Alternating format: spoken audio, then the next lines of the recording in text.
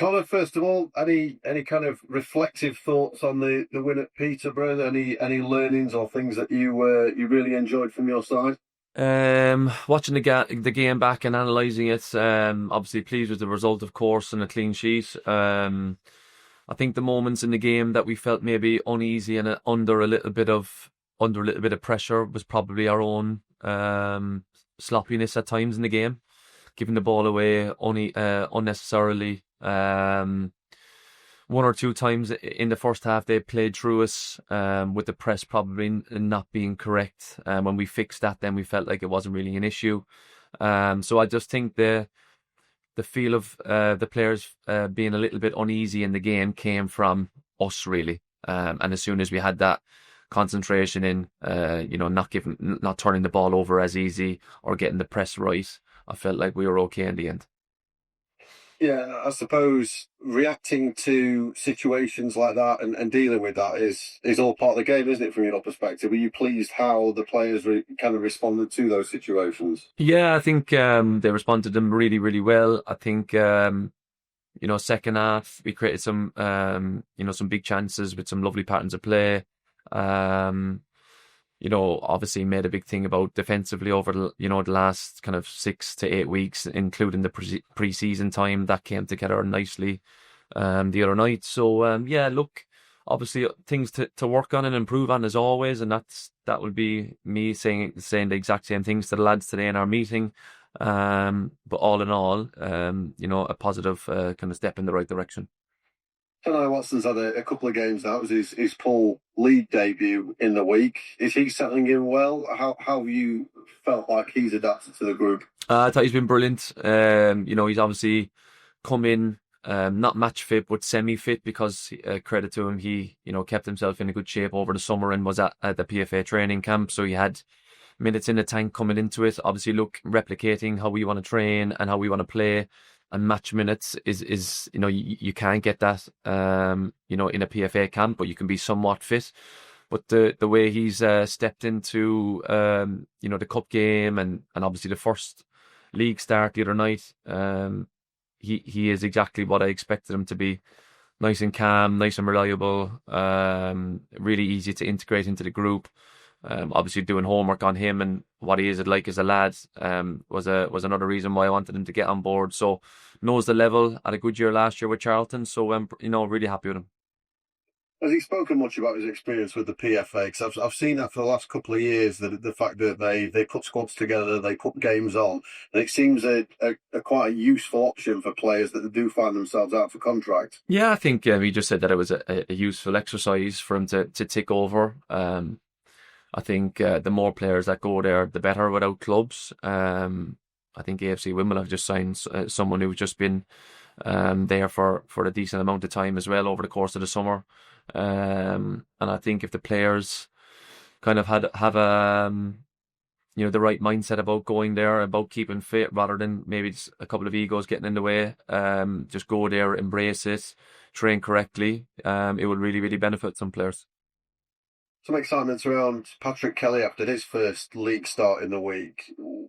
What impact do you feel that he can make it at League One level? Because some of the things that we've seen already seem very promising.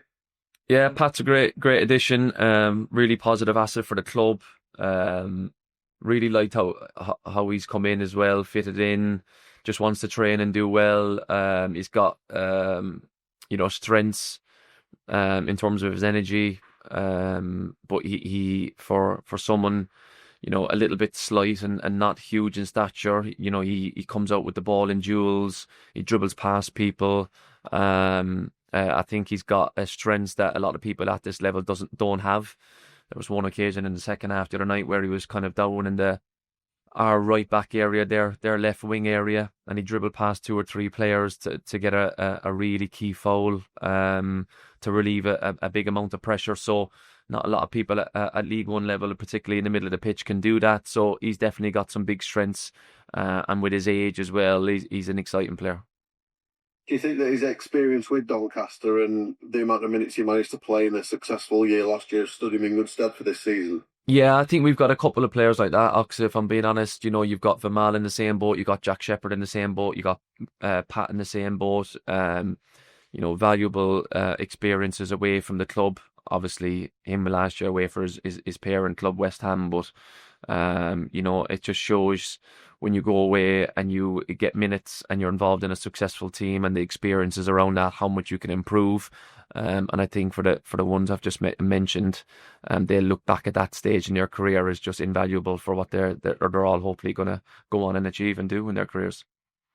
Could Mile be back for Wimbledon? Again, very, very close. Someone that we're going to monitor now closely over the next couple of days. We're hoping so. We're hoping that he will be involved in some capacity. He's definitely making strides again. Tuesday was just too soon, but he's going to be very, very close to being involved. Yeah. And in terms of your longer term ones in Gent and Jallo and Roberts at the minute, have the timescales changed in any way? Are any of those more ahead of schedule now than you thought? No, not really. Both more longer term. In terms of Fabs and Georgie, Rob was obviously, going to be around the kind of 10-week in between, 2 months to 3 months stage. So, they'll all probably be in and around being back, probably in a very similar boat in terms of time frame. You've been linked this week as a club with Don Ballard at Southampton, young forward. Is he a name that's come across or somebody you'd be interested in bringing to the club? Yeah, he's a name that's come up and popped up over the last few days. Look, we're trying to add to the squad, whether it's Dom or someone else. Yeah, there's been a name branded around in terms of Dom, and he has been discussed, and he's a good age and a good asset for the club. Whether it gets done or not, time will tell. But he's someone that has been discussed. Yeah. In terms of kind of age profiles, are you looking still to get maybe a couple more that add a bit more experience or kind of in the middle of the career as opposed to others that are as young as Dom? I think we're hoping for maybe a mix. I think it's important to bulk the squad up. I've said that now on a couple of occasions. I'm not saying that they're all going to be 20 or 19 or 21, but I think it's important to get players, whether it's an exciting asset or kind of in the middle of the road in terms of their age, in terms of their career. It's important to have that mix. You look at, Didsey, what he's given the club and the group at his age, and obviously then you bring in someone really, really exciting like Patrick Kelly or a Caelan Vickers. So it's important to get that mix. Have you got an ideal number in terms of the players that you'd like to bring in to get the depth right to give you the best possible chance this season, Conor? Say 1 or 2 or 3 or 4? Yeah, I'm hoping for a couple. I think a couple would be good for the squad. I think we'd be in a good place if we can get maybe two on board. Fingers crossed. In terms of AFC Wimbledon this weekend, dangerous opponents, just promoted, got a couple of wins, a couple of narrow defeats to some clubs that are fancied this season. Is that a fair description of them? Dangerous? Yeah, no, for sure. Without, I think they're a really, really good side. Had brilliant success last year. Luton only just got past them. Cardiff only just got past them. They had a good win away to Reading. So analysing them, as we've already been doing that, is going to be really, really important. How we can go down there and get a positive result. So another tough test. Johnny Jackson has got them well drilled and organised and will cause teams problems. So yeah, we need to be again fully at it and fully focused on the job ahead. And we will be fully ready for that. No doubt. Is Johnny Jackson seen the benefit of time? He's had a couple of years now at the club to really develop things, and it seems like year on year they've made some good progress. Yeah, no, he's done a great job there. Credit to him. Obviously, last year being the main, success in terms of his time there. But no, amazing. Credit to him. They've got a new stadium and they've been promoted, and the club's moving in the right direction. So they'll be looking to get positive results over the course of the season and be cemented in League One for the next year or so. Great stuff. Thanks, Paul. Cheers. See you down there. Thank you. Hello, Conor. Wimbledon barely conceded any goals last season. I think lowest number in League Two, and especially towards the end, it seems similar this time as well. Very, very tight. Is that the kind of game you're expecting, where it'll be a battle and you have to be very clinical with any chances you get? Yeah, without a doubt. I think we need to be really, really good with and without the ball. They cause problems for teams. that the games are very tight. There's not much in the games. So we need to be, like you said, clinical when our chances come up. We've got to be good with the ball, and we've got to, press with intensity and make it feel uncomfortable for them. So, look, it's going to be another challenge, and one that we'll be fully prepared for. You're obviously managing a lot of games at the moment, like other clubs as well. Fairly long trip on Tuesday, another long one this time. Obviously managing the squad, and tired bodies. You said you can't rotate maybe as much as you want, but I guess the sort of momentum of winning these matches must be really helping with that as well. Yeah, there's obviously a busy schedule, and look, there will be some bodies that will be, getting recovery today, and getting ready for the prep for the next couple of days going into the game. But look, when you win a couple, obviously it makes them kind of journeys or away days that little bit easier.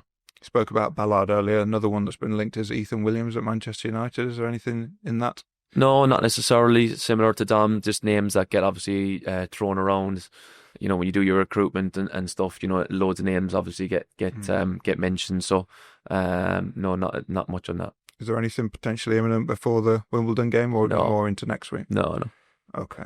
Obviously, you said this is your first transfer window, and you're sort of obviously learning certain things as you go. I mean, deadline day would I know it's sort of still 10 days away, but it will be another different thing for you. You're sort of looking forward to that, hoping it won't be too busy, or hoping. Yeah, look, I think it would just be another day, another interesting one to see how it goes. I do think probably since the turn of this week, kind of getting over Tuesday's game, Tuesday, Wednesday, and even this morning, there's probably a higher percentage of phone calls and texts getting branded around with the nature of the beast that we're in, heading into the last kind of 10 or 12 days, and that will only crank up every day now over the next 10 or 12 days. So, look, I think we've been really fortunate in terms of the business that we've done so far. We're not a million miles away from a real healthy squad where I feel like we'll be in a good place. And that's really important in terms of, getting as much done as you can as early as you can.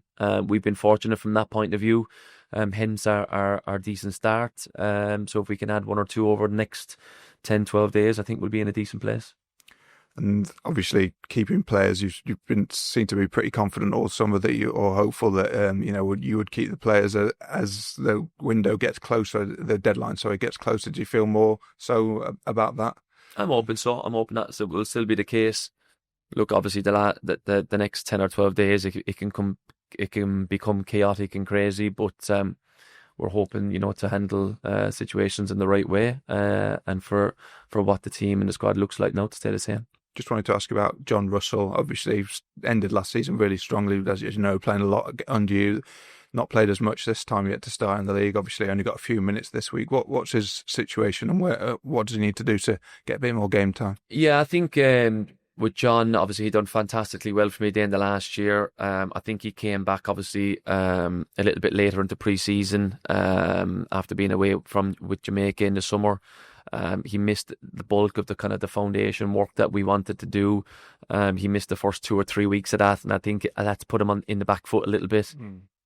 People like Vimal has stepped up and have a really strong pre-season. Blandy, Luca has, Philo has, and it's from a situation last year where he was one of the front runners in terms of that position, in terms of centre midfield.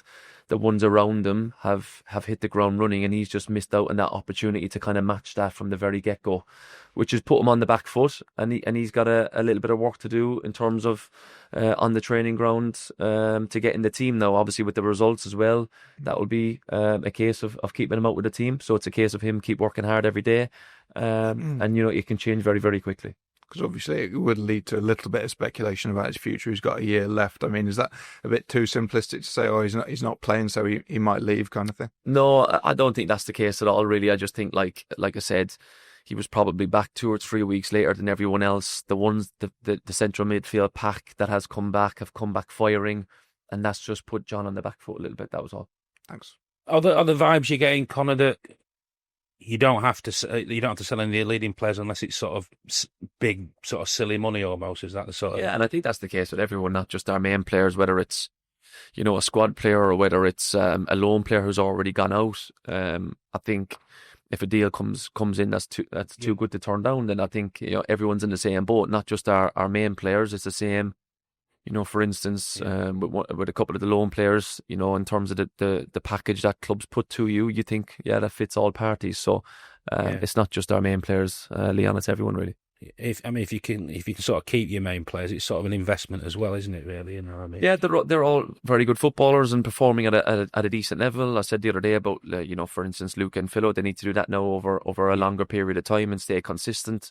They were the same again Tuesday night, and the longer players can put in them consistent performances for myself, for the club, and for their own careers, it's only going to benefit everyone. So I think from our players' point of view now, that they need to do that from on a consistent basis. To get the most for everyone to be happy. Players don't have to go to bring players in. You can, you still obviously want to bring a couple in, but that. No, I just think it's about getting the right ones. I've been very, very picky over the course of the summer, and I think everyone can kind of see that. I've not gambled on anyone. I've been really thorough in my work and my recruitment. Everyone that I've brought in so far has added something to the group, which has been really, really positive. And I'm big now on kind of finishing the window with the right players and not just, text get going left, right and centre, and not jumping into one and going, oh, he would be good, and not actually doing the homework. So I'm being picky on the last couple of ones that I want. Are you touching wood, things like that? Because it's been a good first half of August, and if sort of carry on for a few weeks, you could be in business this season, couldn't you? Yeah. Look, it's just been a couple of games. Where we've got ourselves, a couple of wins and a couple of good performances, and that just needs to continue now. Again, being on the grass today, being on the grass tomorrow, our homework will be fully focused on Wimbledon, and it's just going to continue. No one will be veering off the road that we need to stick on. That will be my job, to make sure everyone's aligned and on the same path, and we're really, really focused on the work ahead. Is your positive start on the pitch, because that potentially help you getting some of these? You've obviously been linked to a few of these sort of young players. That must sort of add another, that must sort of help really, have that potential. Yeah, maybe so. I think everyone every game that you win, or every performance that you look decent in, all of a sudden a couple of more people want to come to the club. So it just goes with the nature. Hopefully that can continue over the next couple of games. But we know we've got jobs in our hands to get the results that we want, and me, my staff, and the players have got to be fully ready for it. Is the big challenge sort of managing minutes of players that you're having to look forward and think of? You've got into another round of the cup. You're thinking another 3-game week with match minutes, because obviously pre-season was difficult. A lot of championship clubs start later, and getting friendlies, that sort of thing. It must be quite difficult with thinking about minutes and stuff. You just have to be well prepared. Sit down with staff, sit down with the sports science. What you reckon? I'm very keen on staff in our meetings that we have in terms of squad selection or managing the squad, being really vocal and getting their opinions across, because I value all of them. And it's about having that collective input to managing the squad in the right way, really. You've got a cup game on Tuesday. I mean, that's going to be good minutes for a lot of people, and potentially if you win that, you could get a big cup draw. That could help you maybe with the end of the window. That could, potentially. It all adds up. It all counts. So potentially that could be the case. But look, we'll deal with that on Tuesday. We've got to be ready now for Saturday first.